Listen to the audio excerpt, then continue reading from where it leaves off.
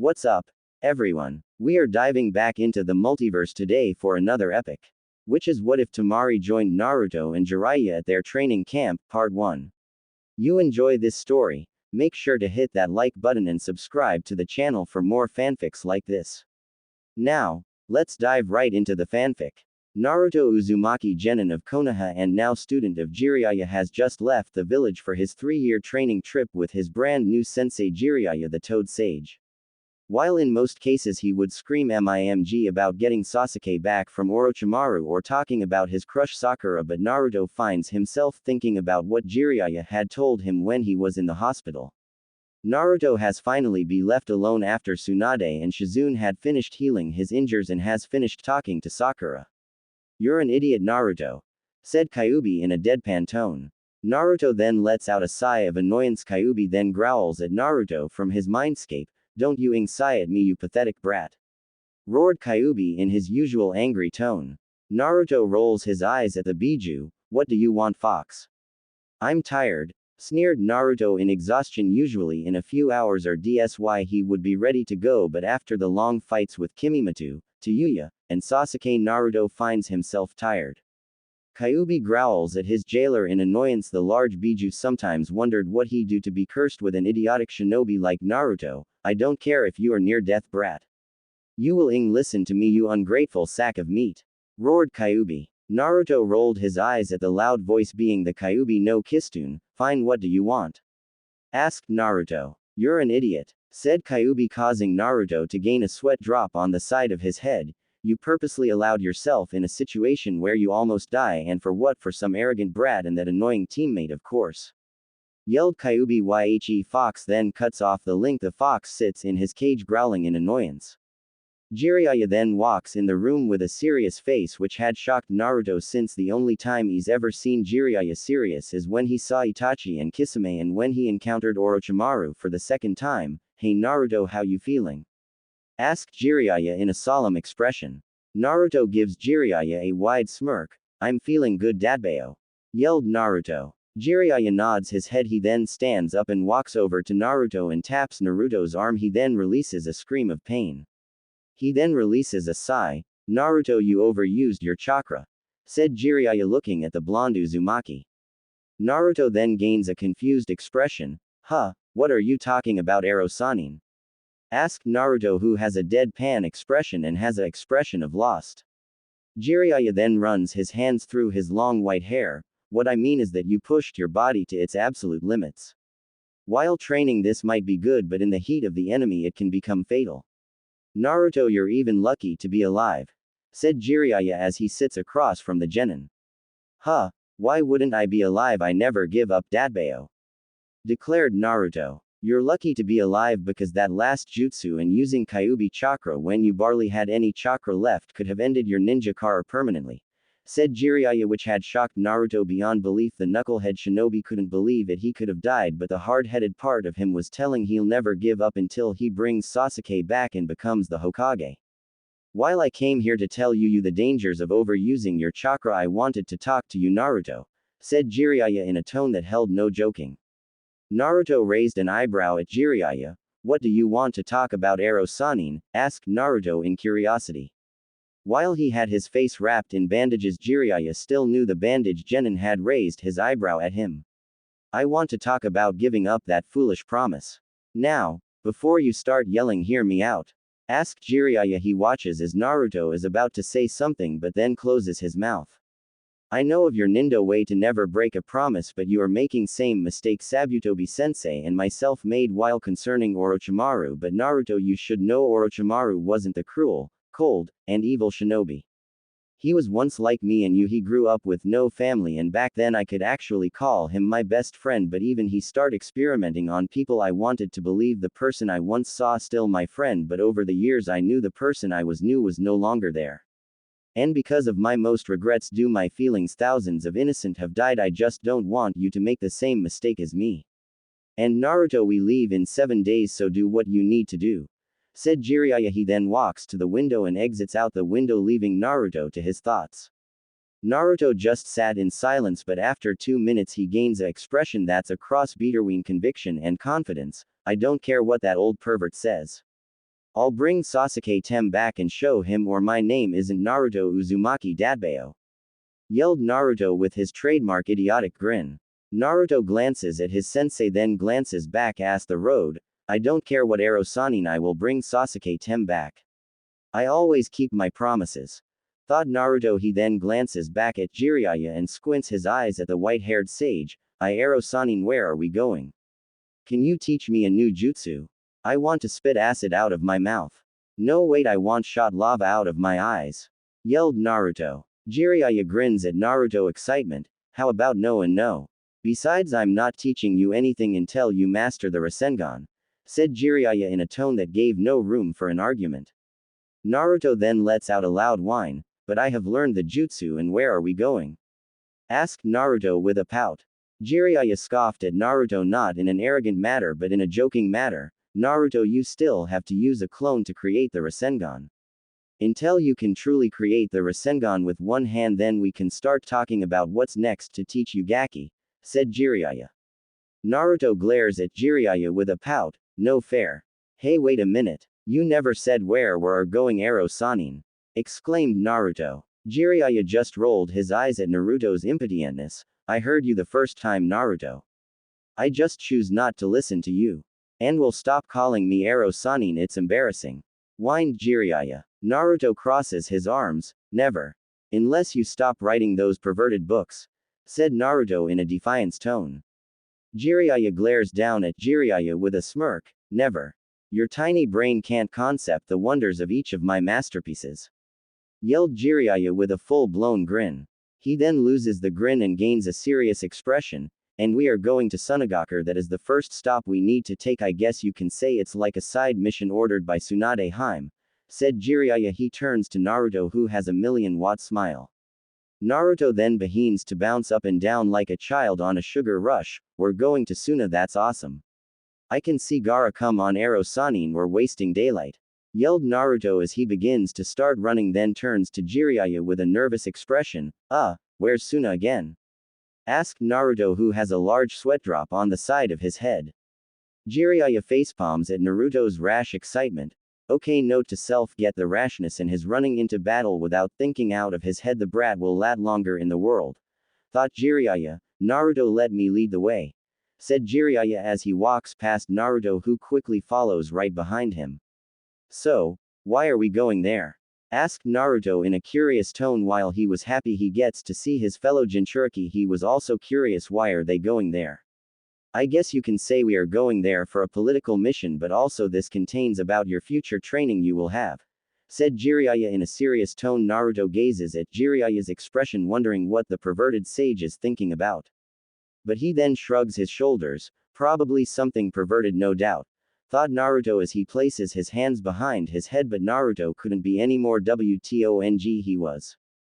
Flashback. Inside the Hokage office you would usually see Tsunade going through mountains of papers, drinking various of bottles of sake, or taking naps, but not today. Tsunade can be seen staring at Jiraiya with a serious expression, who's sitting across from her. Jiraiya, I must know what you will be doing on this training trip, asked Tsunade. Jiraiya lets out a sigh. Originally I was planning on having Naruto complete the Rasengan, and the shadow clone technique Kage no Bunshin, working on his taijutsu, and focusing on him controlling Kyuubi's chakra, but that isn't going to work. So I'll have to take another approach, said Jiraiya as he grabs a notebook and start writing in it, but it isn't the notebook she's familiar with. Tsunade raised her eyebrow. What do you mean a different approach? Asked Tsunade, narrowing her hazel eyes at Jiraiya. Jiraiya then gives her an all-knowing look. Tsunade Hime, are you really asking me this question? You've seen how he fights. His taijutsu is piss poor. The only ninjutsu he knows is Kage no Jutsu, Y clone technique, Warok no Jutsu, summoning technique, Kuchio's summoning, and Rasengan. Naruto hasn't even learned all the chakra exercises, and the boy probably doesn't even know he has a secret talent for Fuinjutsu or what chakra papers are. Tsunade, you can't deny that he has been trained poorly, said Jiraiya. Tsunade lets out a tiresome sigh. Even though Naruto isn't there physically, it had seems like just talking about the knucklehead shinobi is giving the Senju Kage a headache. Agreed, these holes in Naruto should have been corrected months ago. I will personally look into it. I can't have someone like Naruto being killed on the next high-class mission while his team was able to complete the wave, his fight against Gaara, and his mission with the protection of Princess Yukie Fujika's. The next time he won't be lucky, said Tsunade as she massages the temple of her forehead. You know this is all Kakashi's fault, right? Stated Jiraiya. Tsunade then glares at Jiraiya. Jiraiya, what are you talking about? How is this Kakashi's fault? Asked Tsunade. Jiraiya then begins to tap the giant scroll that's placed next to him. Come on Tsunade, it shouldn't be hard to figure out. Kakashi openly favored Sasuke over Naruto and the pink-haired girl. You and me know how much Kakashi would try to repay Obito even if he had to ignore Ji-sensei's son. And we both know that Minato never favored Obito, Rin, or Kakashi, said Jiraiya. Tsunade leans back in the chair letting out a sigh. Alright Jiraiya, you're right about Kakashi. It's pretty obvious that he shouldn't favor one student over another. It could cause problems, but it's already too late for that, said Tsunade. Jiraiya nods his head in agreement. If only Minato or his teammates could see him now, thought Jiraiya. He then turns to Tsunade and glances down at her. Tsunade, what are you going to do about the pink-haired one? She's obviously incredibly weak even for Genin standards. Not to forget she's hopelessly obsessed with Sasuke and has her own fangirl delusion making her believe she's in love with him and having this false image of Sasuke, stated Jiraiya. Tsunade then grabs a bottle of sake and starts drinking from the bottle. Honestly, I'm not sure I was originally thinking about, but I don't know. I mean, yeah, she has good chakra control, but her obsession with Sasuke Uchiha of old presents some troubles, said Tsunade. Jiraiya then grins at Tsunade. What the hell are you grinning for, you old pervert? Growled Tsunade. Jiraiya just shrugged his shoulders. Ooh, nothing. Just thought you could have a suggestion I have in mind, said Jiraiya. Tsunade glares at Jiraiya. What kind of suggestion? Asked Tsunade. Naruto just waved her off nonchalantly. Oh, nothing, just wondering, instead of teaching that Sakura girl you train Ino Yamanaka? Asked Jiraiya. Tsunade eyes open with a glare. Would that be smart move? I mean, they are friends, said Tsunade. Jiraiya just waved her off. Tsunade, you and me no friend has nothing to do with it. After, if that was the case, Orochimaru would have been the Yondaime Hokage and not my former student Minato. While her taijutsu is poor, but that's not really surprising since her clan focus on their mind jutsus, but other than that she's quite intelligent, more level-headed, and is better with coming up with plans on the fly. Also, her chakra control is better, good probably thanks to her dad and Asuma. Besides, you know I'm right, grinned Jiraiya. Tsunade lets out a groan at the fact that Ino would be a better candidate than Sakura. Alright, you win, you damn pervert. That Ino girl would make a better student. Also with her clan jutsu she'll be able to do some true ground-breaking techniques. But back to Naruto, what will you be doing? You I care about as family but also as an asset, said Tsunade. Jiraiya nods his head. True, but also he probably is the last remaining family you got. After all, both the Uzumaki and Senju are cousins, so in a way you are the only family he probably has. But we are getting off track. As I was saying, I want to find out what his nature chakra first, then I'll start teaching him the true power of the Kage no Bunshin. I believe with the full mastery of the clones he calls not only successfully learn the Rasengan but also go into the next type of Minato's jutsu. And I want to teach him the Hiraishin no Jutsu, Flying Thunder God Jutsu. I also want him to learn this, said Jiraiya, pulling out a medium-sized red scroll that has the word toxic in kanji. Tsunade narrows her eyes at Jiraiya. I have some questions that needs to be answered, said Tsunade. Jiraiya nods his head. That's fair, said Jiraiya. Tsunade nods her head at her fellow sage. Alright, my first question is, what is the next step in the Rasengan? My second question is, are you sure that's a smart thing of having Naruto learn the Hiraishin? And my third question is, what's in that scroll? Asked Tsunade in suspicion as she glares at Jiraiya. Jiraiya continues to grin at Tsunade. Well, Tsunade Heim, the next step in the Rasengan is to add your own element into the jutsu, but as you know, Minato died before he can complete the Rasengan, and as for me, I haven't been able to complete the jutsu. While there was that one, I used the Rasengan, then fired a fire release jutsu and created fire release, Great Flame Spiraling Sphere Kaden, Goen Rasengan, but the way I did was incomplete. But to your second question, yes, Naruto should learn the Hiraishin, After all, it's his birthright, if not me then who Kakashi. The man knew the Rasengan but didn't bother teaching it to him or how to truly use the Kage no Bunshin. And for your last question, my spy acting got this, I don't how but he did, said Jiraiya as he rubs the back of his head. Tsunade then glares daggers at Jiraiya. What's in it? Asked Tsunade. Jiraiya nonchalantly waves his hand at Tsunade. I think it's better if I show you, said Jiraiya. He unsealed the scroll. Another smaller scroll puffs in existence and a kusarigama. Tsunade widens her eyes in shock as she gazes on the kusarigama. Is that? Asked Tsunade pointing at the kusarigama. Jiraiya, who now has a solemn expression, nods his head. Yep, the weapon of Hanzo, you know it still has his poison on it, right? Said Jiraiya. But how? Asked Tsunade, who's stunned. Jiraiya shrugged his shoulders. Like said earlier, I'm not sure how, said Jiraiya. Tsunade then glances at the scroll. And the scroll? Asked Tsunade. Jiraiya lets out a chuckle. Believe it or not, inside this scroll is Hanzo's taijutsu, ninjutsu, kayakujutsu, gunpowder techniques, and kusarigamejutsu, chain sickle technique. No doubt he probably accepted someone to end his life and he took extra steps into maintaining that his teachings don't die out with him, said Jiraiya. Tsunade nods her head in agreement. Could you believe it that one day Hanzo will be helping Konoha? Asked Tsunade. Jiraiya grins back at Tsunade. Hello, no, but this will help advance in Naruto's training. But I'll have to excuse myself, I need to do some research, smirked Jiraiya in a perverted manner. Tsunade gains a tick mark on the side of her head.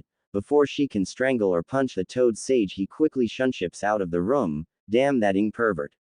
Both Naruto and Jiraiya finds themselves at the gates of Sunagakure, also known as the village hidden by sand.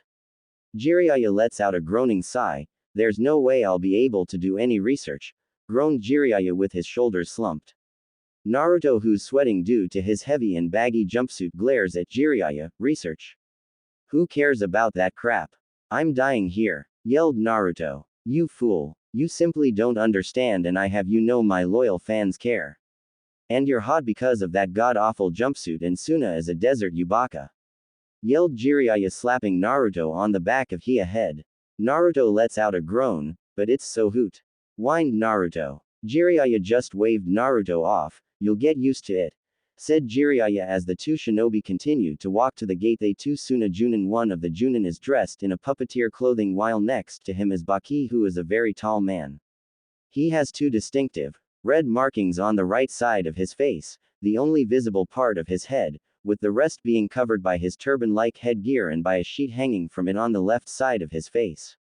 He dons the standard attire of a Suna nin, complete with a forehead protector and flak jacket. The two Suna ninjas bow to Naruto and Jiraiya. Jiraiya-sama, we've been waiting for you, said the puppeteer. Baki nods his head. Shirubadasuto, silver dust, as right, the council awaits, said Baki. He then turns his gaze to Naruto. So he's the one that cured Gaara of his psychotic tendencies. He does look like an idiot, but if it wasn't for him, then Gaara wouldn't be a possible future choice for Kage, thought Baki. He then bows to Naruto, shocking that someone is actually bowing to him. Thank you, Naruto Uzumaki. If it wasn't for you, Gaara would still be insane, said Baki. Naruto rubs the back of his head. It's no problem. Me and Gaara are alike, said Naruto with a wide grin, shocking the two Suna nin. That's right, Temari did say she felt the same kind of chakra from Naruto when the two were fighting, but Naruto's chakra was move larger than Gaara's, thought Baki. But where's Gaara? I've been dying to see him, said Naruto, who's literally bouncing off his feet. Baki and Shirubadasuto chuckle at Naruto's excitement. Gaara is actually home. Shirubadasuto will show you the way, said Baki, shocking the puppeteer. Jiraiya chuckles at the shocked face of the Suna nin. Have fun, said Jiraiya. Baki grabs onto the sage's shoulder and shunshin the sage to the council room.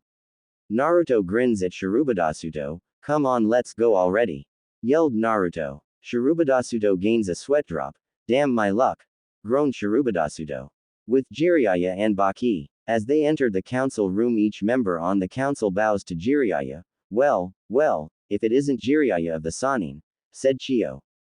Jiraiya gains a sweat drop at Chio. Hello, Chio, nice to be here, said Jiraiya. The old sage still knew even though the years have passed Chio still has a dislike for Konoha, but he could understand that since Konoha has a dislike for Kumo and Iwa. Jiraiya then glances at Ebizo who had cough in his hand. Now that you are here we can get on with this meeting, said Ebizo as he stares at the Konoha ninja. Goza nods his head, but before we start this meeting the council and Suna would like to apologize for our actions towards your village Jiraiya-sama, said Goza. Jiraiya waves his hand in a nonchalant manner. Don't worry about it, Goza. You were a victim of Orochimaru's schemes. We are slowly regaining our friendship thanks to my new student Naruto Uzumaki. Chio then gains a shocked expression at remembering that a genin had a hand in curing Gaara. If I may, could I ask you something? Asked Chio. Jiraiya raised an eyebrow at the elder woman. Sure, what is it? Asked Jiraiya, who's confused. Chio then narrows her eyes at Jiraiya. You say you want to strengthen the friendship of Konoha and Suna. If that's true, then could you fix the seal on Gaara? It would do both villages good if Gaara no longer had to worry about losing control, said Chio. After a minute Jiraiya thinks it over, he then nods his head in agreement, causing Chio to smile since she's the one who sealed Shukaku into Gaara in the first place. Now it's time to start this meeting, said Yura. Seijo nods his head with his fellow councilman. Agreed. Now Jiraiya-sama, I believe you know why you are here, asked Seijo. Jiraiya nods his head. Of course, this about strengthening our relationship. Tsunade had told me you would be having one of your ninjas to come with me on my 3-year mission, but she didn't really tell me who actually. But why are you doing this? Asked Jiraiya. We doing this so the bond between our villages could be stronger, said Chio in a personally tone. Yura nods his head agreeing with his elder. This is a repaying our debts to Konoha for not cancelling the treaty. And the person we've decided who should go with you is Temari of the Sand, daughter of the late Yondaime Kazekage Rasa, said Jura in a serious tone. Baki nods his head in agreement. Temari, while young for her age, is quite talented in her own right, said Baki. Jiraiya nodded his head. Yeah, I remember watching her fight against Shikamaru. She almost had him, and her wind release is quite powerful, said Jiraiya. Thank you, Jiraiya. We make sure our shinobi are well trained and ready to go out on missions, but Tsunade had also say you have important information for us. Is that correct, Jiraiya-sama? Asked Ebizo. Jiraiya nods his head gaining a serious expression. Have any of you heard of the Akatsuki? Asked Jiraiya. Each of the councilmen shook their head negatively. The Akatsuki is organization made out of S-class shinobi. There is to obtain all 9 biju. Their intentions are unknown, but there are 2 members we know of, and that is Itachi Uchiha and Kisame Hoshigaki, said Jiraiya. Each of the councilmen narrows their eyes at hearing about the Akatsuki. Baki narrows his eyes in suspicion. What could the Akatsuki want with the biju? Whatever their reason can't be any good, thought Baki. He then turns to Jiraiya. So, what should we do, Jiraiya-sama? Whatever plan this Akatsuki has won't be good, said Baki in a cold tone. Jiraiya nods his head in agreement. True, we can't allow the Akatsuki to gain control of the biju. It will only mean more trouble for us as a whole, but I suggest both the leaf and sand start to strengthen our shinobi. But I do know one thing, the Akatsuki will start making their move within 3 years, said Jiraiya. Everyone looked shocked while they found out Itachi and Kisame are part of the Akatsuki, has everyone wondering. If those 2 monsters are a part of this terrorist group, then who else is? 3 years doesn't sound like a lot, but we have no choice in the matter. We must stop the Akatsuki, yelled Joseki in anger, with everyone agreeing. Ebizo turns to Chio with a curious expression as his sister has serious concentrated look. Chio, what are you thinking about? Asked Ebizo. Chio turns towards Ebizo. I'm thinking if these people are strong as Jiraiya says, it's time for me to do something I never thought I would do until this day, said Chio. With Naruto. Within the backyard of the home of the Kazekage household, laughing could be heard, not laughing of a child but laughing of someone crying from laughing. Within the sandy yard you can see Naruto laughing his off, Gaara with a who has a small smile, Temari who's grinning, and Kankuro who looks like he wants to strangle Naruto. Gaara has fair skin, green eyes, and short red hair. He lacks distinctive pupils or eyebrows. He has tanuki-like black rings around his eyes. As a child, he carved the kanji for love, I on the left side of his forehead, which his hair is parted in order for it to be kept visible. Gaara wears a reddish-brownish one with longer sleeves and an upright collar, and wears mesh armor on his wrists and ankles. Kankuro wears a black, baggy, full-body suit with a red and yellow circle on the front. He also wears a black hood which covered his head completely, and had cat-like ears and his forehead protector on his forehead. Kankuro at first sported a triangular face paint design, but changed to a different cross-like design. Temari has teal eyes and sandy blonde hair, which is gathered into 4 consecutive pigtails. She wears a long-sleeved purple blouse under a gray top, a dark blue skirt, and a longer sash arranged in a bow. Telling me that, ahahaha Kankuro used to take your makeup. And put it on, myself. Laughed Naruto who has tears lolling down his face. Temari has a wide grin. Yep, what did you used to say? Asked Temari as she places her finger on her chin. She then gains a smirk. Oh yeah, now I remember he would say, fear me the great and stunning Kankuro-sama. Master of puppets. Or something like that. Said Temari as she shrugs her shoulders. Naruto then begins laugh silently with fresh tears rolling down his face. Kankuro glares at Naruto but Naruto pays him no mind. He then turns to Temari. Damn you woman. Roared Kankuro. I also find it quite amusing. Said Gaara causing Kankuro to face foe. Why must you always make my life so damn difficult Temari? Groaned Kankuro. Because you make it so easy. Said Temari in a teasing manner. Make up boy. Whispered Naruto. He then growls at Naruto. I am not. You baka. Roared Kankuro. Temari lets out a giggle. Hey, make up boy. You know I like that name. For now on you will be called Mekuapu boy, makeup boy, said Temari. Never. Yelled Kankuro. Gaara who's drinking some tea stares at Kankuro. I like it. Said Gaara. The 4 genin then hear footstep. They turn around and see Jiraiya and Baki. Jiraiya finished with the meeting? Asked Gaara. The 2 shinobi nods their head. There's something we need to tell you but before that Jiraiya-sama needs to check Summerhang out. Said Baki causing the genin to give the sage and Junin a questionable stare. Jiraiya Thrn pulls out some chakra induction papers.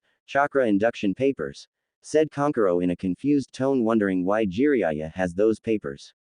Naruto glances at Kankuro. Chakra induction papers. What's that? Asked Naruto. Baki turned towards Naruto. Naruto, every person's chakra has an affinity towards one of the 5 basic nature transformations.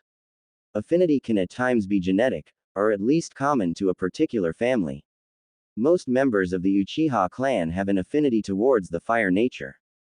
One's affinity can be determined using pieces of paper made from a special type of tree that is grown and fed with chakra. When this so-called chakra induction paper, Chakura Kanashi, is exposed to even the slightest hint of chakra, it reacts according to the chakra's latent element. Fire. The paper will ignite and turn to ash. Wind, the paper will split in 2. Lightning, the paper will wrinkle. Earth, the paper will turn to dirt and crumble away. And water, the paper will become damp. Said Baki in a lectured tone. Naruto then gains a confused expression causing everyone to shake their head negatively at Naruto's idiocy. Naruto, just pour your chakra into those papers, then you'll find out which is your element affinity. Basically, if you have fire you can use fire release. Explained Temari in a professional tone.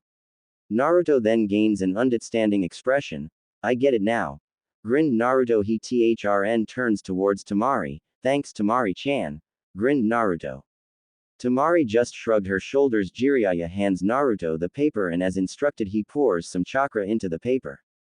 The paper splits into surprising everyone. So, he has wind release just like Gaara and Temari, not to mention he's from Konoha, which is rare. Thought Kankuro, but to Kankuro's and everyone's face goes into shock as each of the 2 pieces becomes damp and crumbles into dust. No way he has wind, futon, earth, doden, and water release, Sweden. Yelled a surprised Kankuro. Gaara smiles at his friend. You continued to amaze me. Said Gaara. Naruto rubs the back of his head nervously. Thanks Gaara. Said Naruto with a sheepless smile. Now that we have got that done, it's time to drop the bomb on you Temari. Said Baki having the genin attention. Jiraiya turns to the female Suna Kunoichi. Your council has declared that you to be joining Naruto and I on our 3-year training trip. Said Jiraiya. Gaara just stares at Toad Sanin with a surprised expression on his face with his green-colored eyes shot open wide. Kankuro just stares at Jiraiya with a stunned look on his war-painted face, and Temari stares at Jiraiya with shocked and disbelief expression. WHWH what? BB but. Why? Stuttered Temari, who's shocked beyond belief, but as for Naruto, he just stand in confusion, not even knowing Temari is coming with him on his 3 training trip. Naruto stares at Jiraiya with a confused look. Hey. What the hell, Ero Sennin? I thought you were only training me. Yelled Naruto. Jiraiya then hits Naruto on top of his head. Quit calling me that brat. Yelled Jiraiya. He then turned towards Temari with a serious expression. He then turned towards Baki. Baki, since she's your student, I believed you're the one who should tell her. Said Jiraiya as he stares at the Suna Junin. Baki nods in agreement. Yes, of course, Jiraiya-sama. Temari, the council has decided you will go on a 3-year training mission. This is also a mission for you to grow strong enough to protect the village. Said Baki in a serious tone. Temari narrows her eyes at Baki. But why would I need to leave the village, Baki-sensei? There's something you're not telling me. Stated Temari with glare. He then released a hollow chuckle. Always the perceptive one, Temari. The reason you must leave and train with Jiraiya-sama is because there's a group of S-ranked ninjas after Naruto and Gaara. No, that wouldn't be right. They're after what each has their biju. As far as we know, the only members of this group are Itachi Uchiha and Kisame Hoshigaki. Said Baki, shocking the 3 siblings. Gaara glares at Baki, not the same level of glare as it was once, but still a notable glare. What are they called? Demanded Gaara with his eyes becoming cold. But Baki doesn't back down. They call themselves Akatsuki. We're not sure of their motives, but both Konoha and Sunagaku must be strong enough to handle the threat. Said Baki. Chio then walks up to Temari with a serious expression and shook her head negatively. No, if what Jiraiya-sama said is true, then each village will have be strong. If not, then who knows what they might be, especially with monsters such as Itachi and Kisame. But just you joining Uzumaki here on a training trip with Jiraiya. I will be taking a student, something I thought I would never actually do. Said Chio. Really, Lady Chio, who are you planning to take as your student? Asked a shocked Temari. But instead of answering her, she just points her finger at Kankuro. Congratulations, Kankuro, you will now be my student. Said a smiling Chio. Kankuro points at himself and she nods her head. Me, but why me? I'm not ungrateful, Lady Chio, but why me of all people? Asked a bewildered Kankuro with his brown eyes widening with utter shocked. Chio smiles warmly at him. It's quite simple, Kankuro. You are one of the most killed puppeteers in the village, and it's about time that I accept my mistakes and move on. With only moving on can we truthfully move on. Said Chio. Kankuro then bows towards Chio. I'm grateful that you'll be taking as your student, Chio-sensei. Said a respectful Kankuro. He then turned his attention towards Baki. When will Temari be leaving? Asked Kankuro. Baki then turned towards Jiraiya, who gained a sweat drop on the side of his head at having the attention on him. Well, honestly, I wasn't planning on coming here, but I've had to change my original plan, but the sooner the better. We must be on constant move. We can't allow the Akatsuki to know Naruto's whereabouts. Said Jiraiya. He then turned towards Gaara. But before I do leave, I must finish the request. Said Jiraiya. Gaara raised an eyebrow. What is this request you speaks of, Jiraiya? Asked Gaara. Jiraiya grins at Gaara. To fix your seal, of course. Hey Lady Chio, do you have anywhere I can take Gaara to fix his seal? Asked Jiraiya. Chio nods her head. Yeah, there is actually. I'll take you. Said Chio. Jiraiya nods his head. He then turned towards the 4 genin. Naruto, you're coming with me. I plan to teach you Fuinjutsu and you should watch me. Temari, use this time to pack what you need.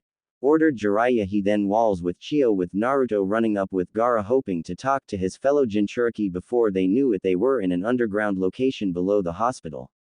Naruto then turned towards Gaara. Hey, Gaara, do you think Temari is okay? I mean, she is being ordered to leave her village. I would be pretty down if you ask me. Asked Naruto. Even though he wasn't that bright, he understood the serious tension. After all, when Kakashi had brought him back to the village, he had to leave Konohagakure, not really being able to say his good. Gaara crossed his arms and just stares at the buildings around. Gaara had summarized this level was ancient and could be where people have gone to be sealed by Shukaku. I believed she will get over it. Temari is not someone who has a weak. She understands this must be done to project her village, but she is saddened by the fact she must for 3 years. Said Gaara. He then turned towards Naruto, who has his hands behind his neck. Naruto Uzumaki, can I ask you something? Asked Gaara. Naruto's puzzled face turned to his notorious fox-like smile with wide grin. Sure, Gaara, we're friends. Exclaimed Naruto with a wide grin. Gaara smiles at Naruto. That's good to hear. I want you watch out for her. I know this might seem strange since Temari is strong in her right, but with my eyes open I feel horrible how I acted towards her in Kankuro. Said Gaara. Naruto just grins at him with a thumbs up. You don't have to worry about anything, Gaara. Naruto Uzumaki is on the job, Dadbao. Exclaimed Naruto. Chio smiles at the two Jinchuriki while Jiraiya smirks at the fact these two were once enemies and now appears to be best friends. Gaara smiles at Naruto. Thank you, Naruto Uzumaki, you are a true friend. Said the youngest son of Rasa. He then turned towards Jiraiya. How will you fix the seal? Asked Gaara. I will place a 8 trigram sealing style, Hake no Fuin Shiki, on you. This was the same seal the Yondaime used to seal Kyuubi inside of Naruto. Now Gaara, remove your shirt. Ordered Jiraiya. Gaara nods his head and removes all of his clothing. Jiraiya then placed his hand on Gaara's stomach. Both Naruto and Chio are treated to see the sealing formula moved from the Sanin's arm to Gaara's stomach. Gaara then falls back on the ground. Naruto quickly rushes to help his friend up. Gaara, are you okay? Asked Naruto. Gaara nods his head with a smile. I feel better than I've ever felt. Stated Gaara. He then turned towards Jiraiya and bows to him. Thank you, Jiraiya-sama. Said Gaara. Jiraiya waves him off. It's no problem. Forcing you to live with flawed seal is just cruel. Besides, now you can get some sleep without worrying about Shukaku taking control over you. Grinned Jiraiya. He then turned towards Chio. Yes, what is it? Asked Jiraiya. Does that boy know of his heritage? I noticed that seal from anywhere even though I'm just a novice at Fuinjutsu. That was an Uzumaki seal. Whispered Chio. Jiraiya shook his head negatively, at which shocked Chio since she believed the child deserves to know of his origin. After all, when she was younger the Uzumaki clan were nothing to joke about and their Fuinjutsu were the most powerful. No one could match them in Fuinjutsu. But those red-haired clan were just all around powerful. No one would dare fight a group of them. Especially Ashina and Mito Uzumaki. Those two were a powerhouse in their own right. After all, Mito is the one who taught her granddaughter about medical ninjutsu. I know he has every right, but the problem was I couldn't tell him in the village, mostly because of Danzo. Whispered Jiraiya. Lady Chio narrowed her at Jiraiya. He was one of Sandame Hokage's teammate. Whispered Chio. She remembered the man clearly. He was not one who represented what Konohagakure or their will of fire was supposed to be. He's not to be trusted. I'm sure you know this, but from my spy network I found multiple files of every dirty work he's done, like having one of his root ninja attempt to assassinate Sabutobi sensei. I'm not sure why Sabutobi sensei hasn't done anything, but Tsunade Hime plans to fix that.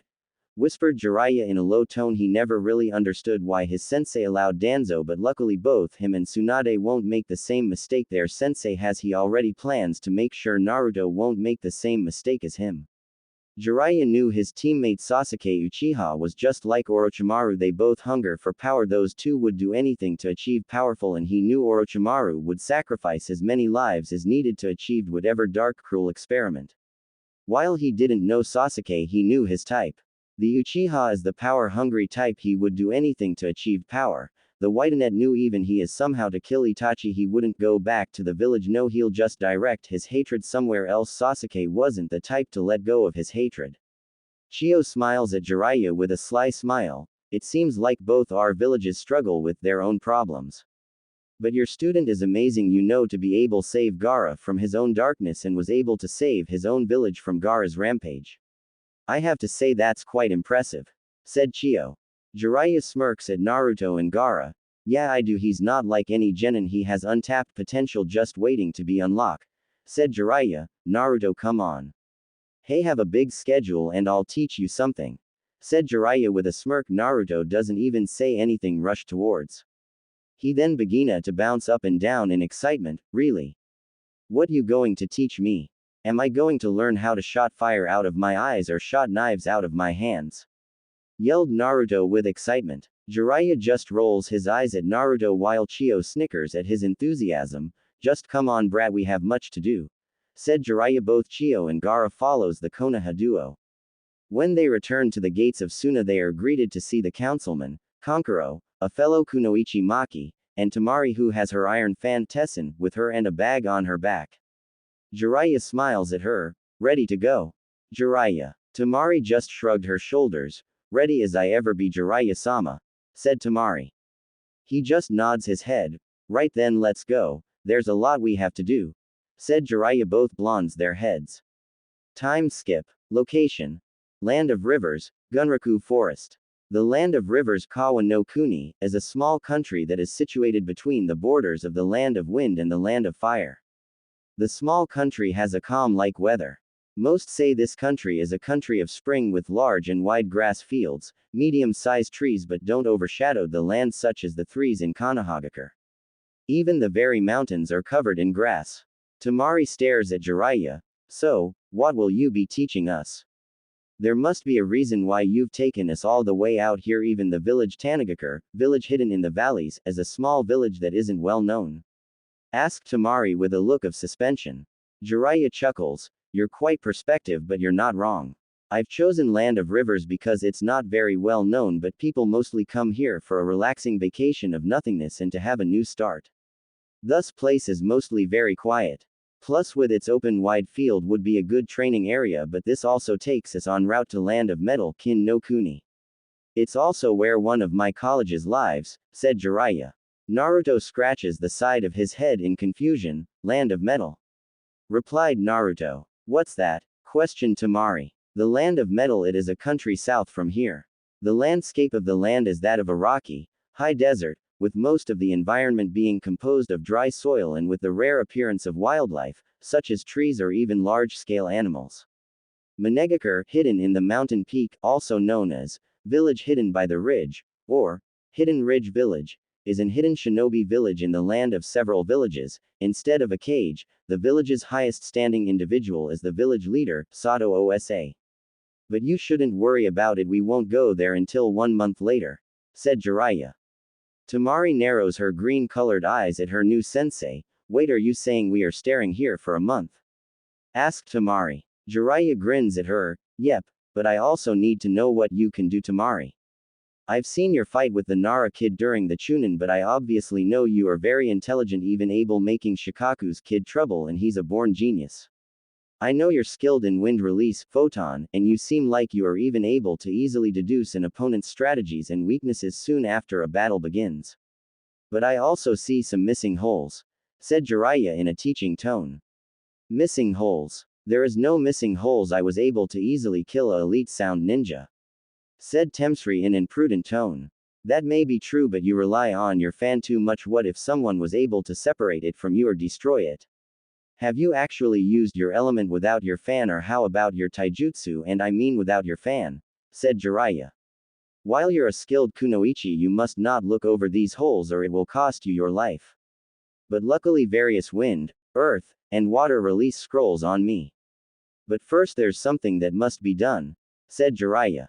Temari can't help but to look down in shame since no one has actually reprimanded her. Everyone had always praised her skills. Naruto then scoffed at Jiraiya, causing both Temari and Naruto to turn towards him. What's that? You gonna peep on her, you perv? Insulted Naruto. Jiraiya glares at Naruto. You fool. Your tiny brain just doesn't understand true work of literature. And I've told you I'm a super pervert, yelled Jiraiya, but the perverted Sanin forget he was in the presence of a female. He turned towards her and was smacked against the head by her steel fan. Try anything, I'll do worse, threatened Temari with her fan ready. Jiraiya quickly recovers and raises up from the ground. Ahaha, silly girl, I have no interest in children, said Jiraiya. He then glares at Naruto. I told you it's research, brat. You are just too young, exclaimed a grinning Jiraiya. His foolish persona then crumbles and becomes one of seriousness. But no, Naruto, I'm not talking about my books. What I'm talking about is the true purpose of the clones, said Jiraiya. What do you mean, Arrow Sennin? Asked Naruto. Do either of you know who actually created the shadow clone technique, Kage no Bunshin? Asked Jiraiya. He watches as both genin shook their heads negatively, The jutsu was created by Tobarama Senju, the Nadaime Hokage. He created this jutsu to the perfect spying and information gathering jutsu. While the jutsu creates a clone, it also has a second fictional that allows the clone to gain knowledge once it dispels, said Jiraiya. Temari looks shocked while Naruto just looked completely lost beyond belief. Huh, replied Naruto in a dumb-like way. Jiraiya groaned. At this moment he knew the teachers didn't really teach him, but the Sannin just knew getting the boy's intelligence where it's supposed to be anything but easy. Temari then turned towards Jiraiya. So you're saying if Naruto sent a clone into the city and it puffed away, he will gain the memory of the clone? Asked Temari. Jiraiya nods his head. Naruto then gains an expression of realization. Ooh, I get it now, exclaimed Naruto. Jiraiya turned to Naruto so fast he nearly gave himself whiplash. Whaat. You understand her example and not mine, roared Jiraiya. Naruto grins at Temari. He then turned towards his Toad sensei. Yep, I sure do. She makes it easy to understand, said Naruto with a bright grin on his whiskered cheeks. Jiraiya smirked at this. Okay, maybe this could work in my favor, thought Jiraiya. He turned towards Jiraiya with a wide grin. If you understand, then you can finish learning the Rasengan, Naruto, roared Jiraiya. The blonde Konoha shinobi stares at Jiraiya with a wide expression. What? But I already know the Rasengan, exclaimed Naruto with disbelief. Jiraiya then runs his hand through his long white mane hair. Naruto, you have to use a clone to use a clone to create a clone, then you haven't truly learned the clone. Naruto, what if you go up against someone who's faster than you or someone who uses a long-distance jutsu? What are you going to do? Asked Jiraiya. Naruto then looks down. The Rasengan is powerful jutsu created by the Yondaime Hokage. You do wish to surpass him, don't you? Questioned Jiraiya. Naruto gains a million-watt smile. Hell yeah, roared Naruto. Then create 100 clones and split them into a team of 10 and send every clone apart from each other. I also want you to dispel each clone every 10 minutes. After you're able to completely learn the Rasengan, we'll start working on your taijutsu, said Jiraiya. Wait, what are you going to doing? Questioned Naruto with a questionable glare. He bet the Sannin was just going to run off and peep on some woman. Jiraiya rolled his eyes at the male blonde, knowing what his male student was thinking. I'm going to working with Temari's wind nature now. Before you start yelling about me ditching you or something, I'm going to send 5 clones to oversee your progress, said Jiraiya. Naruto slowly nods his head. And how long will I be doing this? Asked Naruto. You will be training to complete the Rasengan to morning to dawn. You're going to be here for a while, and like you said, there are no shortcuts becoming the Hokage, said Jiraiya, making Naruto blush in embarrassment.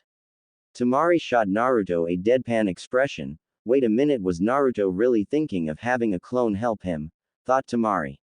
Jiraiya then creates a number of 5 clones in total. Each of them then split up in different teams.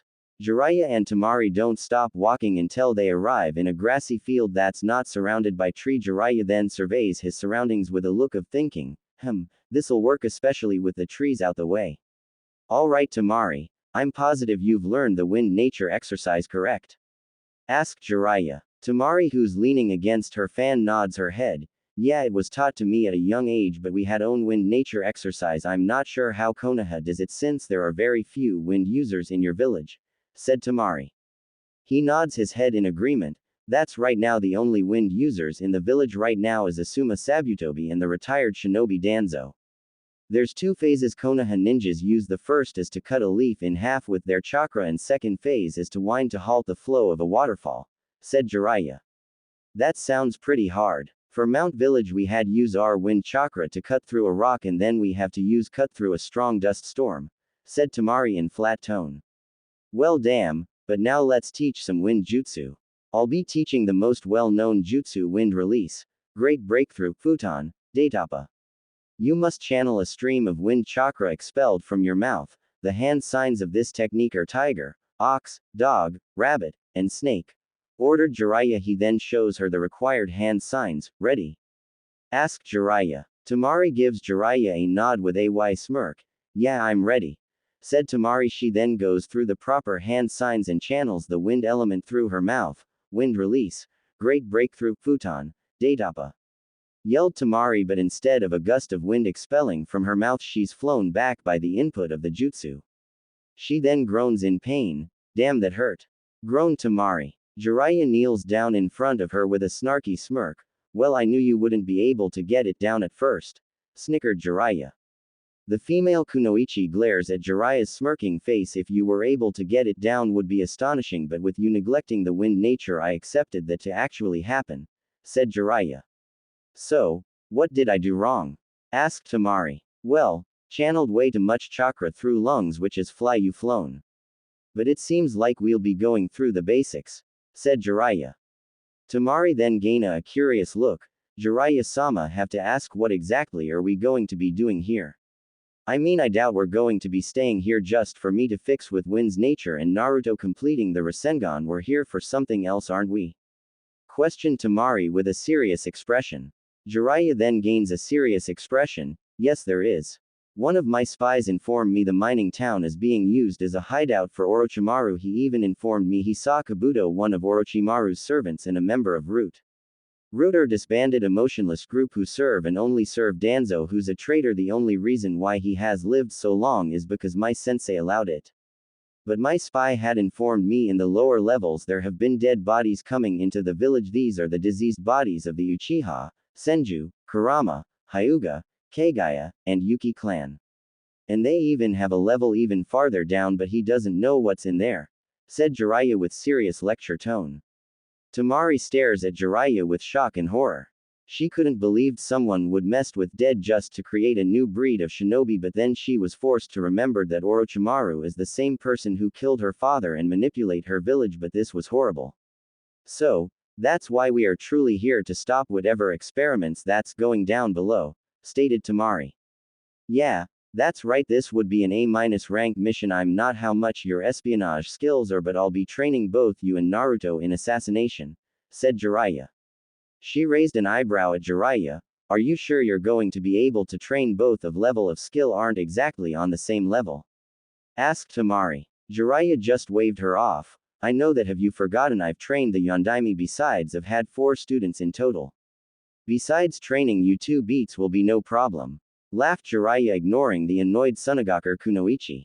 Back in Konoha, Tsunade stares at Sakura with a hardened glare while the young pinknet just looks surprised and confused. She then shifts her shoulders in a nervous manner as she's being glared at by the Senju woman. Tsunade-sama, I didn't quite hear you. Can you repeat that? Asked Sakura in a respectful tone. Tsunade mentally sighed, hoping what she's doing is right. You heard me loud and clear, Sakura. I said I won't train you, said Tsunade. She honestly hoped what she's doing is right. She knew what she's about to do is harsh, but she's the Hokage. But why I have to rescue Sasuke-kun? Yelled Sakura in a heartbroken tone. She didn't understand. She was sure Tsunade would teach her. And that is why. You are only focused on Sasuke. You have no true drive or goal other than Sasuke. Sakura, what if Sasuke returned but he didn't accept your feelings? I'm sorry, but I will not train a fangirl. Not only that, but you've never trained. Besides, even if you, Naruto, and Kakashi went after him, will you be able to fight him, kill him if you have to? What would you do if he comes after you, intent to end your life? Said Tsunade. Sakura with tears in her eyes glares at the busy medic. You're lying. Sasuke wouldn't hurt me. He wouldn't hurt any of us, roared a crying Sakura. Tsunade massages the temple of her forehead. She then glares daggers at Sakura. Is that what you believe? Asked a stoic Tsunade. Sakura nods. Then you're not fit to be a kunoichi of Konohagakure. Not only have ignored that Naruto nearly died because of Sasuke, but your fellow comrades nearly died trying to bring him back. But also Sasuke went to Orochimaru not because he was being influenced or forced. He went to Orochimaru of choice. I'm sorry, Sakura, but I will be forced to put him in the bingo book from no one. Sasuke Uchiha is a missing nin and traitor. Sakura Haruno, I cannot have a ninja who is not committed to protecting the village. Give me your headband, ordered Tsunade, then watches as Sakura storms out crying. Tsunade released a sigh. Shizune, come in, ordered Tsunade. Shizune is a fair-skinned woman of average height and slender build with onyx eyes and jet black hair. Her hair is straight and shoulder length with bangs that cover her ears and frame her face. Normally, Shizune is seen in a long bluish black kimono with white trimmings, held closed by a white obi, and open-toed sandals with low heels. Shizune enters the with a bow. What do you need, Tsunade-sama? Asks Shizune in a respectful tone. She watches as Tsunade rises from her seat. Shizune, please cancel Sakura's ninja license, there's somewhere I must be, said Tsunade. She nods her head. She then turned towards Tsunade with uneasy and concerned expression. Tsunade-sama, do you think you've made the right choice, I mean canceling her license? Asked Shizune. She released a sigh of tiredness. I believe so, but this is right for the village. I cannot have a weak ninja in my village.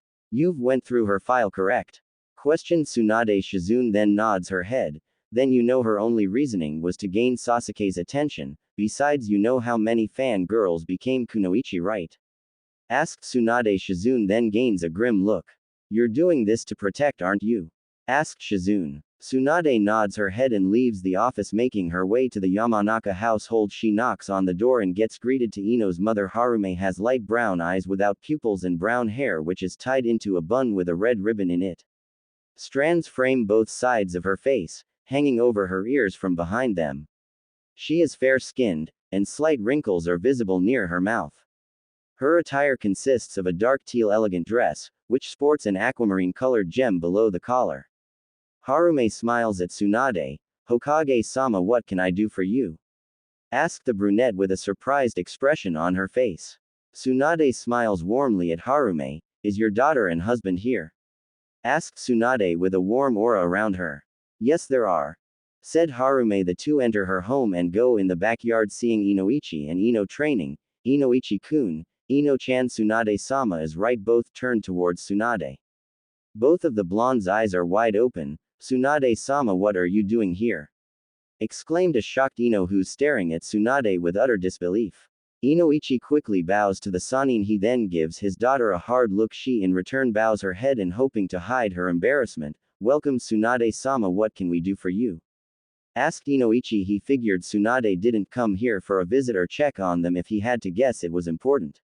Well, I came to see you, Ino, said Tsunade. Both father and daughter stares at the medic Hokage with a shocked expression. Before I tell you why I came, there's a question I have. If you answer right, then I'll explain why I'm here and why I have sought you out, explained Tsunade. Ino can't help but fidget around in a nervous manner. Tsunade smiles at her. My question is quite simple actually. What is your goal? Asked Tsunade. Ino stares at Tsunade with a confused look. My goal? Asked Ino. Tsunade nods her head. It sounds like something Asuma asked when we first met him back then. My dream was to make Sasuke mine, but he left the village to join Orochimaru. Thought Ino. She then remembers her friends had nearly died when they were sent to rescue. Both Neji and Choji were on death's door. Kiba and Shikamaru would have been dead if it wasn't for Temari and Kankuro. They would die. She can still remember seeing Choji's shriveled body. It was a sight that will never leave her. Ino then looks down to her feet. After a whole minute of silence, she looks down at her feet. She then looks at Tsunade, staring at her hazel eyes. I don't want to be on the sidelines when my teammates are putting their lives on the line. I want to be with them, fighting by their side. I'm done being the hopeless little girl, said Ino. Tsunade smiles at this. I'm glad to hear I actually declined Sakura to be my apprentice because of the answer.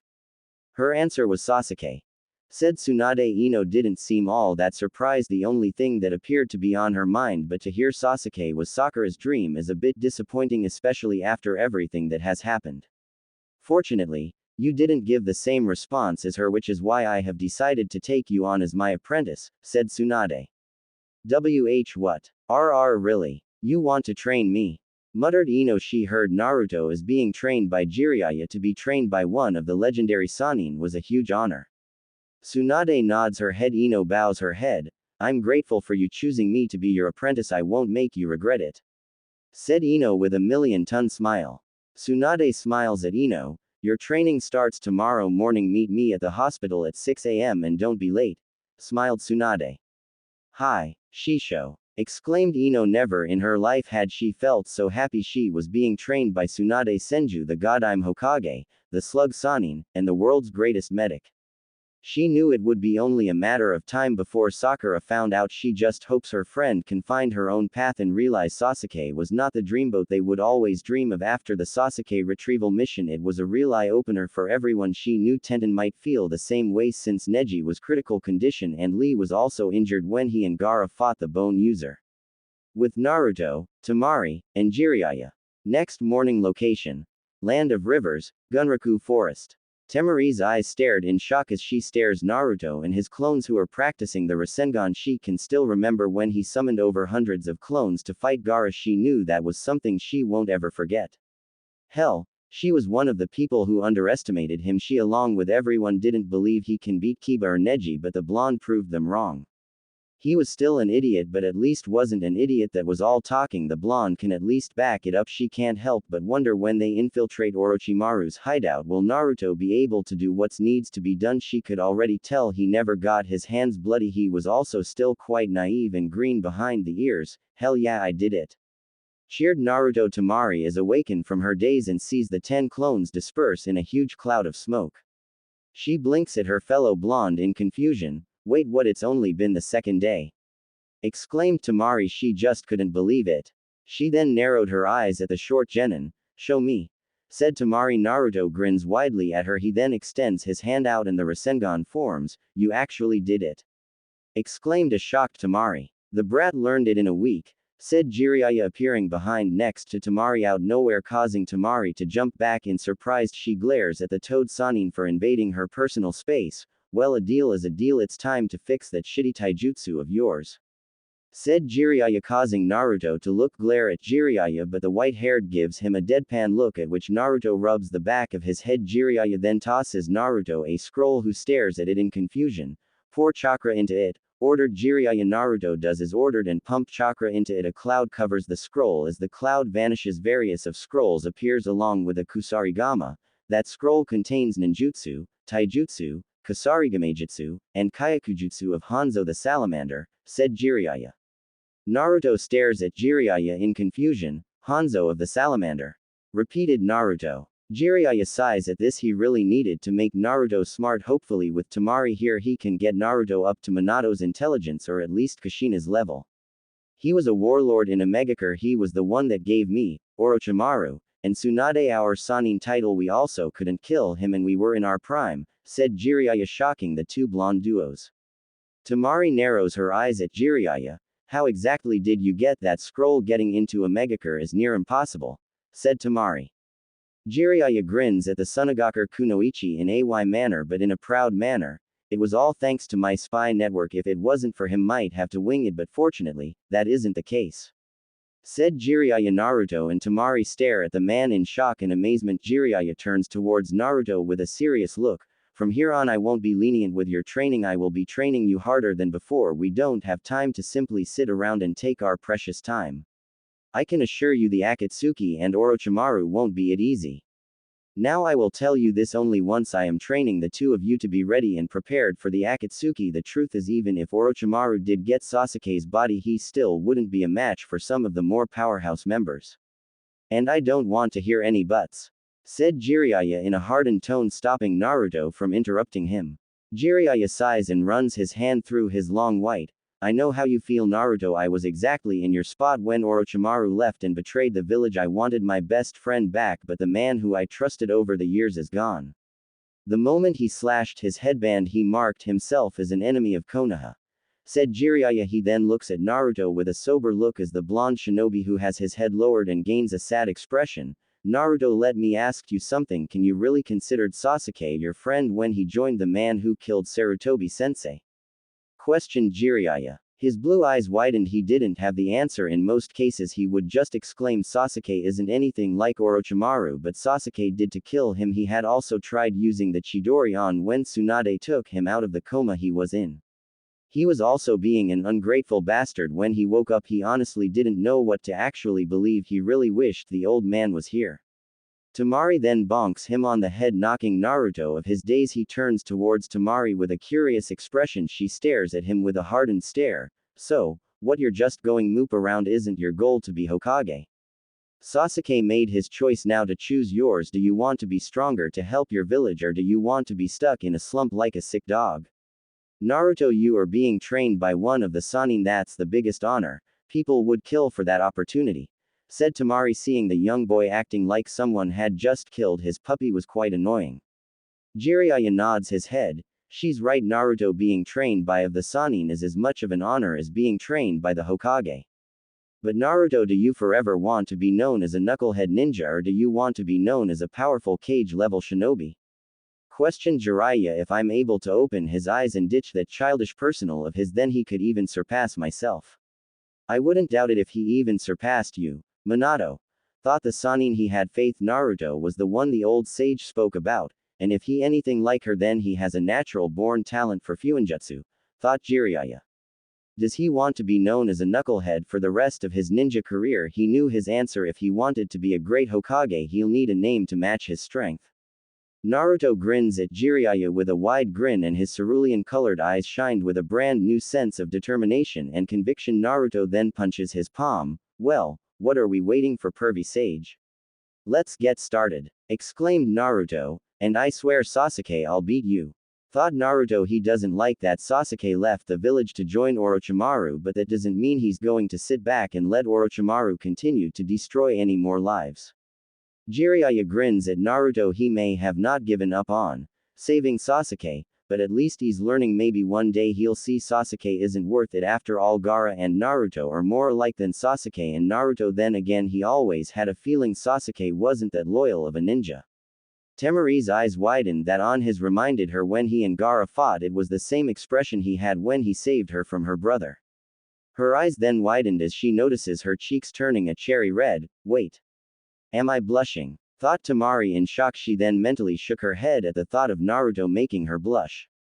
Jiraiya grins at Naruto. Good, time to take off the kid gloves. Your training starts now, and trusts me, you'll hate me by the end of the day, said Jiraiya. Naruto grins at the white-haired man. Just try me, pervy sage. I ain't scared, exclaimed Naruto, pointing his finger at Jiraiya. Jiraiya's eyebrow twitches at Naruto's nickname for him. Okay, if this brat wants to taken seriously, he'll need some manners, thought Jiraiya. His eyes then turns towards Temari. Maybe with her here he'll get smarter, thought Jiraiya. He then digs into his sleeves and takes out a blank scroll. The two blonde children watch as a cloud envelopes the scroll. As the cloud vanishes, they four black warmers, black beads necklace, a black rope which resembles the belt worn by the Sound 4. Here, catch, said Jiraiya, but as the new training gear touches Naruto, he is thrown to the floor. Jiraiya then laughs his off. Minato had the same reaction. Ahaha, each of their weight is about 50 pounds. Laughed the Sannin. Temari's eyes widened in surprise. She watches as Naruto puts on the training gear and struggles to stand up. Naruto gains a strained grin. Tth, this is nothing, said Naruto. Jiraiya stares in amusement as he watches Naruto's body tremble. I'm glad to hear that, said Jiraiya as the Sannin makes the tiger hand sign. A dark blue ceiling formula appears all around the new training gear. Naruto then plummets to ground. The small child lets out a loud groan as struggles to get to his feet. Did I forget to mention, once the seals on the training gear adds another 40 pounds of weight, said Jiraiya with a smirk. Both Temari's and Naruto's eyes went wide with shock and horror. What? Are insane? Are you nuts, pervy sage? Exclaimed two blonde teens. Jiraiya simply shrugged his shoulders. If that's you feel, Naruto can always give up, said the Sannin with a cheeky grin. As if magic, Naruto found the energy to raise his feet and begins to run. For warm-ups, do a 20 miles jog around the village, yelled Jiraiya. The Sannin ignore the angry shout of the Jinchuriki. Temari stares at Jiraiya with a deadpan expression. You're a real slave driver, aren't you? Asked Temari. Jiraiya snickers at her. Guilty as charged, said Jiraiya in a cheeky tone, but what I'm doing is no different from how I trained my own team and those other kids. Naruto must be strong, not just for himself but for the world as a whole. Naruto not only needs to know to master his Biju's chakra, but needs to be a capable ninja who doesn't rely on Kyuubi's chakra. There's but doubt about it. I have to train him harder. With Itachi and Kisame out there, he needs to be able to handle those two, thought Jiraiya. He knew from his spy network had told him Itachi and Kisame were assigned to capture Naruto, while Sasori and Deidara was assigned to capture Gaara. Jiraiya then turns towards Temari, who raised an eyebrow. What? Asked Temari. Get moving, exclaimed Jiraiya, who makes a moving along hand motion. Temari stares at him with a look of shock. What? I am training both of you. If the brat runs, so do you, exclaimed Jiraiya. Unlike Naruto, who openly complained, Temari just sighs. Jiraiya then hands her similar training gear. He watches as the two blondes run. He wasn't surprised that Temari had little trouble putting the gear on, mostly due to her years training with her large fan. After many hours of various of what Jiraiya would call light training, the two blondes collapse to the ground. The white-haired man laughs at the two who had glared at him. Now that the warms-ups are over, the real training could begin. He ignores the groans of protest. Rest is over, said Jiraiya. He then creates a single clone and turns towards Temari. My clone will help with your taijutsu while I'll help the brat, said Jiraiya. He and Naruto walked towards it, clearly with Naruto struggling to each step. It felt like his very bones were going to give up on him. He couldn't help but wonder, is this how the old man trained pervy sage, Tsunade Bakken, and Orochimaru? While Jiraiya was teaching Naruto Hanzo's taijutsu style, the red prey step, a Kainori no Ken, while the clone was teaching Temari the willow fist, Unagi Ken. Now brat, let's get started, said Jiraiya. Naruto grins at his sensei. Right, let's get started, exclaimed a grinning Naruto. Great to hear. Now relax your body, you are too stiff, said Jiraiya, hitting his apprentice on the head, causing the blonde to hit the ground. Naruto groans in annoyance. The blonde struggles to rise to his feet, gritting teeth in frustration, but he knew Sasuke must be doing something to this. His body burns every muscle, begging him to stop.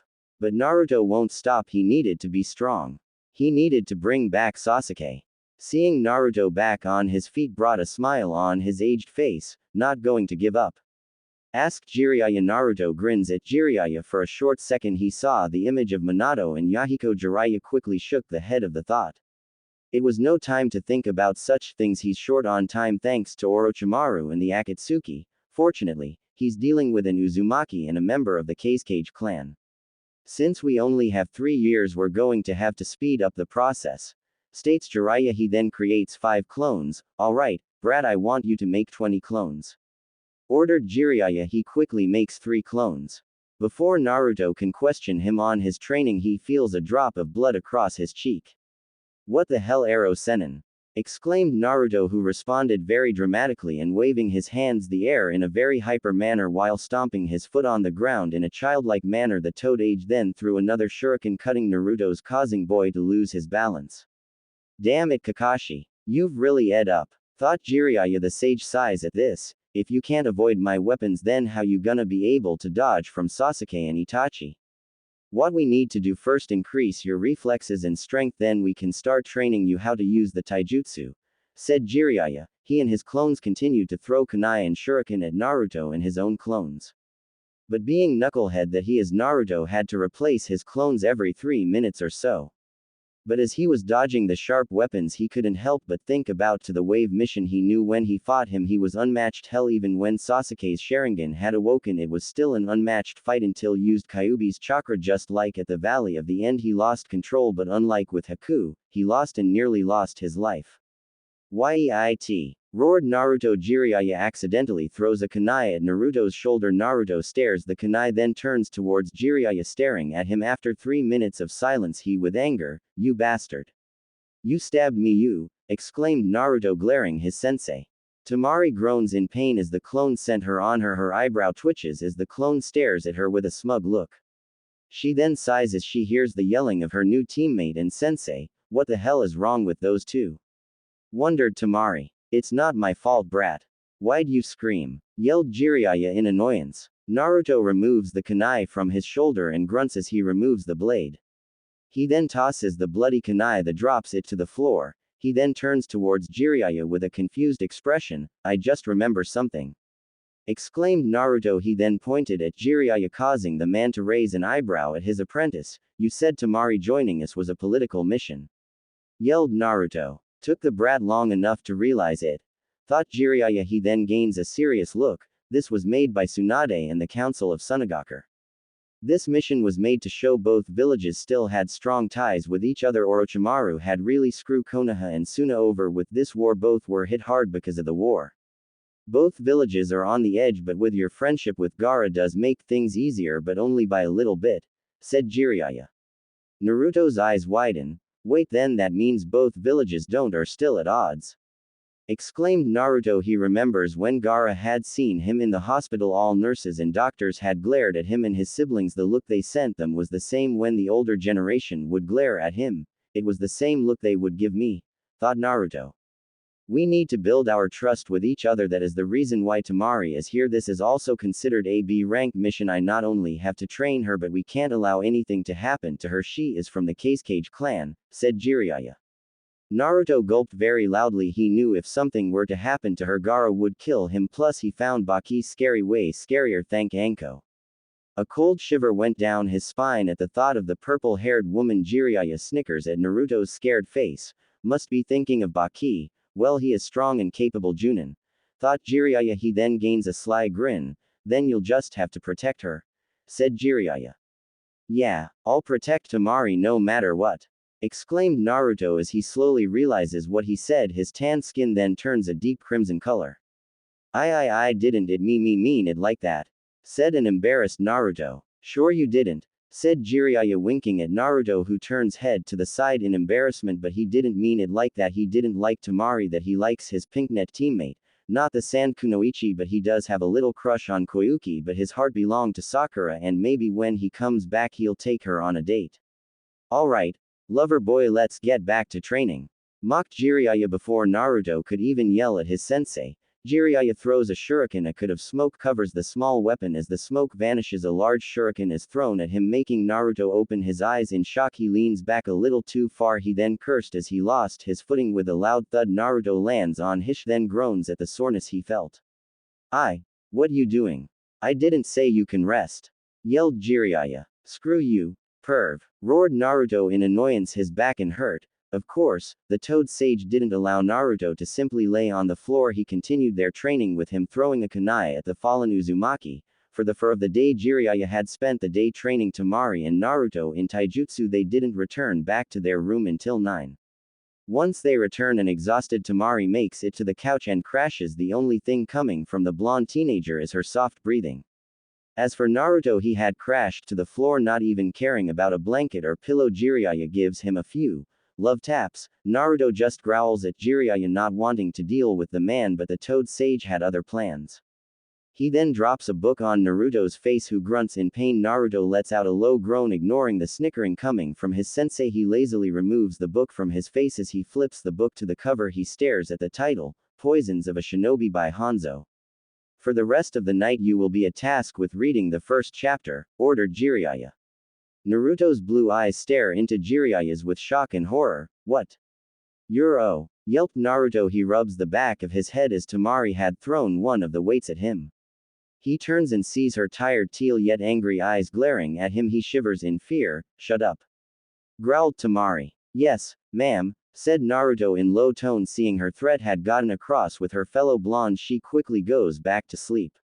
Jiraiya smirks at Naruto and walks towards his room, leaving the child to his own devices. Naruto quickly glances at the slumbering Temari. He then released a gulp. Temari is definitely scarier than Sakura-chan. It's best not to make her mad or she'll hit me with that fan, thought Naruto. He then begins opening the book, starts reading. Still fixated on that teammate of yours, you truly are a fool, Naruto, said Kyuubi in an insulting tone. Naruto narrowed his eyes, not pleased to be hearing the fox's dark voice. What would you know? You dumb fox, thought Naruto. From the large cage that seems to be filled with nothing but darkness, the red eyes and canine jaws grins within the cage. I know far more than you, boy. My last container was far smarter than you. She had some talent, said Kyuubi. Naruto's eyes widen shock. What? Muttered Naruto. Oops, wasn't supposed to say that, said Kyuubi, his grin widened, taking joy at Naruto's confusion. Just because he's imprisoned doesn't mean he can't have fun. Naruto was lost for words. He always remembers people saying Kyuubi had attacked Konoha, but if what the fox is saying true, then someone had to break the seal for Kyuubi to be freed. Who was she? Asked Naruto in a nervous and almost scared tone. Kyuubi lets out a few chuckles, sending shivers down his spine. Isn't it an obvious, boy? It's your mother, of course. Ahaha, how sad, she gave her life up, but you don't even know what the bitch looks like or her name.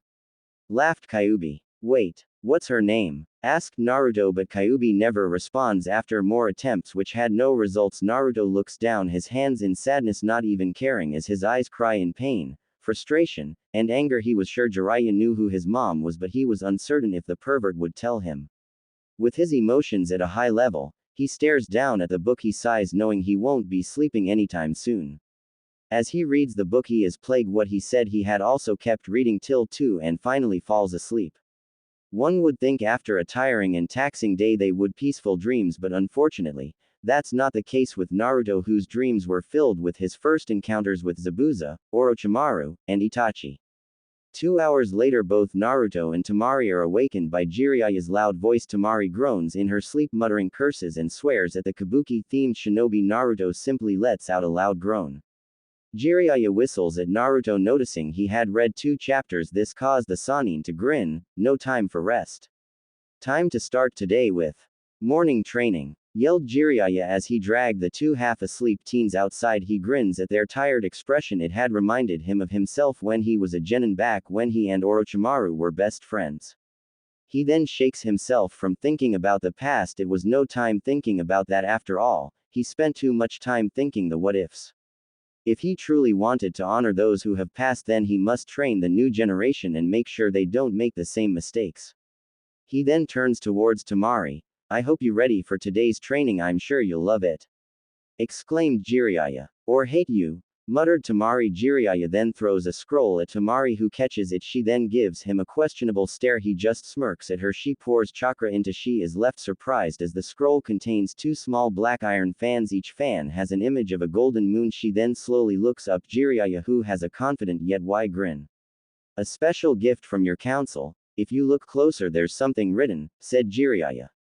She struggles to raise the fans due to their height. As she takes a closer look, she sees something written on the blades. Is just like the wind, it flows freely like the summer leaf. She smiles at it.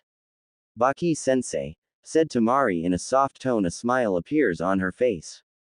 Naruto's cheeks turn a light pink hue due to never hearing the female Suna Kunoichi speaking in a tone like that. Cute, thought Naruto as he stares at her smile.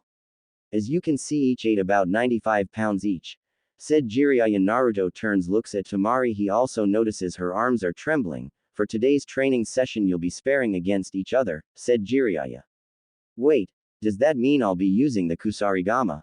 Asked Naruto. A strong force hits him in the back of the head, spending him face first with the ground. Naruto can already feel lump his head. You idiot, that thing is poisoness! Screamed Temari, glaring at him. I would never hurt you, Temari-chan, exclaimed Naruto. With his blue eyes staring into her own, she then away from him, hoping he doesn't see her cherry red blush. Tisk, whatever, muttered Temari. Naruto then rubs the back of his head. He then turns towards Jiraiya with a confused expression. Then what am I supposed to, you my kunai? Exclaimed Naruto. Jiraiya simply shook his head negatively and throws him a scroll with the Sarutobi clan symbol. Naruto shot the Sannin with a confused look. It's a gift from Sarutobi-sensei, said Jiraiya, shocking the blonde duo. Naruto pours chakra into the scroll. A Jien sword has summoned. The sheath of the sword is gray-black in color. The sheath itself is made from a tree. The handle is gray-black with having the pattern of an oak tree. The cross guard is the shape of a curved V, which is gold and was 3 red ruby jewels embedded in it. The pommel is solid gold and takes the shape of a turtle's shell. Attached to the pommel is a black iron chain and the blade is pitch black. The middle of the blade is coated in solid gold. It's called the Sword of Gojian. Sensei was going to give it to you after the Chunin exam, said Jiraiya, shocking Naruto and Temari. The blade itself was crafted with chakra metal and adamantine, while the handle and sheath are made from the Shadaime's Mokuden, said Jiraiya. Naruto stares at the sword in awe. For now, you'll be using that sword until you master the Kusarigama, ordered Jiraiya. Naruto simply stares Jiraiya with a blank face. Temari smirks at Naruto, who's flat on his with some cut wounds. Temari had her fair cuts on her. I'm impressed, Naruto, you have improved a lot faster than I thought. Maybe there's hope for you after all, Gaki.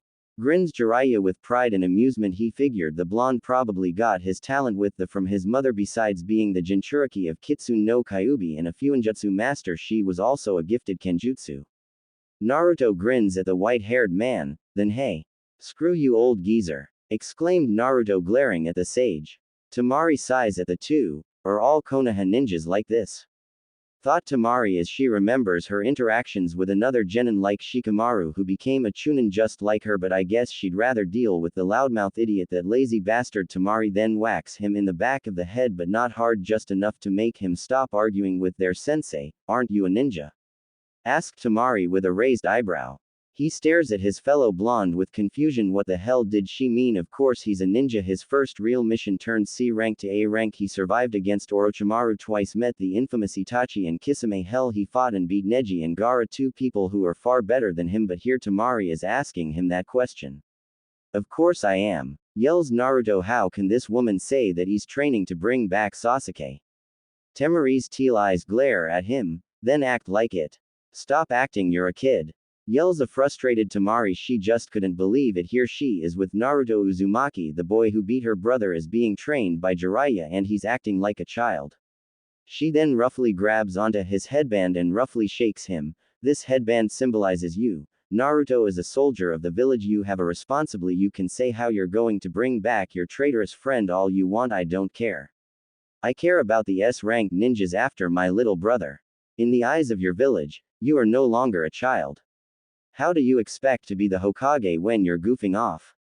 Exclaims Temari, losing her patience with Naruto. She had thought after everything that happened he would learn from it, but no, he's acting like how he did during the beginning of the Chunin exams. Someone like Itachi Uchiha is hunting Gaara and you. They're hunting you. As if you were some animal to be mounted. And Naruto Itachi is stronger than Orochimaru. Growls Temari. She just couldn't take it. She couldn't take how idiotic naive Naruto is. Damn it, how can this kid be so naive? What kind of things are they teaching in Konoha? Thought Temari. She couldn't help but wonder what their academy is doing, since they allow Sakura and Ino, two fangirls, be kunoichi. Those two are such an embarrassment. The only kunoichi from Konoha that actually cared about their ninja career was Hinata and Tenten. Naruto stares wide-eyed, never being told in such a manner. Sure, others have made it clear how much of an idiot he is. You think I can be the Hokage? Muttered Naruto in a solemn tone. Well, of course, I do. I saw how you fought my brother. You changed him. You brought my brother back, mutters Temari, shocking Naruto. He had no clue he changed his red-haired friend. He also didn't know what Temari thought of him. Naruto could only count a few people who believe he can be Hokage, but here he has someone as strong as Temari saying she believes him. He doesn't even think his own teammates believe him, but here someone who isn't from his village believes him and is scolding him. The young knucklehead ninja finds himself speechless. He bows his head in shame, catching Temari off guard. I'm sorry, apologize Naruto. Temari crosses her arms. This isn't the time for a pity party. We're being trained by one of the Sannin and he's the one who trained the Yondaime. I won't allow these people to hunt Gaara as if he was some wild beast that needed to be locked away, says Temari, gripping her fans tightly. So what are you going to do? Sit around goofing off while these people hunt others like you and my brother? Asked Temari in a serious tone. He shook his head negativity. No way, says Naruto. Temari then softly sighs. Then take this seriously, if not for me then for my brother. You are his best friend after all, says Temari, shocking Naruto. He had no idea what Gaara had thought of him, but deep down he knew she was right. Being a ninja wasn't he thought it would be, and the wave mission was his wake-up call to reality, and the fact he has someone like Itachi after him doesn't sit well for him. He then begins remembering looking at Sasuke's older brother. His eyes held no emotion. It spooked him, especially without how brutal he took Sasuke out. Then there was Kisame. He hates to admit, but he actually had a nightmare about the shark man. Naruto then bows his head down. I'm sorry, I'm just scared, said Naruto. She then sighs at this, not sure what to do in this type of situation. She awkwardly pats him on the shoulder, not really sure what to do. After all, her family wasn't known for group hugs, so she just pats him on the shoulder. After all, physical contact was still a foreign concept to the blondes. But as Blue and Teal meet, Naruto, not being one to ever think simple, blurted out the first thing that came to his ramen brain: beautiful eyes. Blurted Naruto. Jiraiya then laughs at the two, who had an equal crimson blush. Naruto not sure what to do. Sure, he always called Sakura cute, he even thinks Koyuki is beautiful, but there's something about Temari. She's talented, she's very smart, And she's very mature for her age. There was also this exotic aura about her, maybe because she was from a whole other village and she was the strongest kunoichi in the Chunin exam. So Naruto does what many others have done, avoided contact and stare at their feet while having a mental debate. Temari's cheeks turn red. Stop trying to change the subject, thank you, says Temari, but she said the last part to herself. Jiraiya then laughs loudly, ruining the moment. After all, seeing their teen drama was funny. Temari's blush and then replaced with annoyance. She swung at her sensei, mailing him in the face. They watch as he bounces off the ground, causing Naruto to have a sweat drop. And you act your age, snarled Temari in annoyance. This pervert was her sensei and somehow trained a cage. She wondered why all Konoha ninjas live so lay back. Jiraiya dusts himself off and grins. Okay, enough of your lover's spat.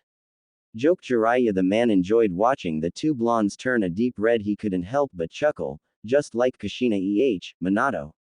Thought Jiraiya Naruto might be a hidden gem, but he was definitely his mother's son. His personality was so much like hers it was scary. We are not lovers, yelled the two. Naruto was really just thinking of summoning Gamabuta just to flatten the smirk off of Jiraiya's old wrinkling face.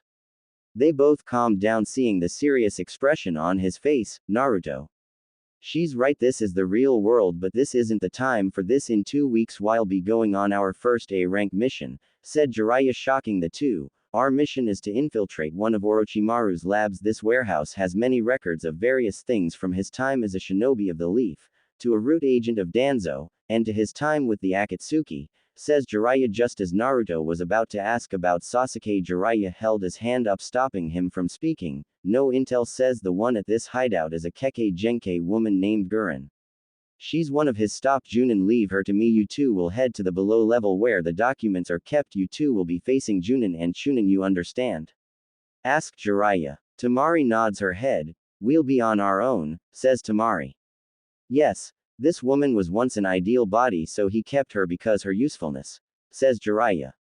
You think she might know where Orochimaru is? Asked Naruto. It's a possibility. Tsunade, trust us to complete this mission. Are you two ready? Asked Jiraiya. They nod their heads. Good, we don't have much time, but with clones anything is possible, says the man. For the next 2 weeks Jiraiya had increased their training. Naruto can now properly use the chain sickle with the help of Temari. She had taught him a few wind jutsu. Jiraiya had also taught him a few toad, earth, and water ninjutsu. The three stood at the secret entrance of the warehouse. You two know, remember your part, right? Asked Jiraiya. This question was more directed at Naruto. Naruto nods his head. Yeah, I remember. We gotta find the documents when you deal with the crystal lady, says Naruto. Jiraiya nods his head with a smile. From here on you two are on your own. Bed careful you two and watch each other's back, said Jiraiya. The two nods their head in agreement. Right, you count on me, I'll protect Temari, says Naruto, not even noticing Temari's rose-red cheeks. Yeah, what Naruto said, we won't fail you Jiraiya-sama, said Temari. The road sage grins at this. He then body furs away. She then turns to Naruto. You ready? Asked Temari. Naruto's response was a cloud of smoke. Naruto now stood with his kusarigama. She smirked at him, at which he flashes her with his fox-like grin. They then enter, and of course with Naruto's luck it is never easy. Standing in front of them are 4 men. Ah shit, groaned Naruto. The 4 men charged at them. Temari unleashes powerful wind blades with her 2 iron fans. Each men are then flung back, hitting the wall. You could even hear the sound of bones breaking as their bodies hit the wall. Naruto released an audible gulp. Man, I do not want to be on the retrieving side of those things, thought Naruto. Sure, Sakura scares him with her short temper, but Temari scares him even more. Plus she didn't even need to use her fist, just her fans. Come on, Naruto, we have a mission to complete, says Temari. Naruto dumbly nods head and follows her down a flight of stairs. From Jiraiya-sama had said these at least 3 more levels we have to go before we reach our destination, said Temari. Right, and we'll run into more of Orochimaru's henchmen, but I can't help but to wonder if he's here, wondered Naruto. Who? Sasuke? Asked Temari with a raised brow. Her fellow blonde shook his head negatively. No, Kabuto, Orochimaru's right hand, said Naruto. Thanks for listening. In the next part. In the meantime, please leave a review. I would love to hear your feedback, especially if it helps me improve the overall story.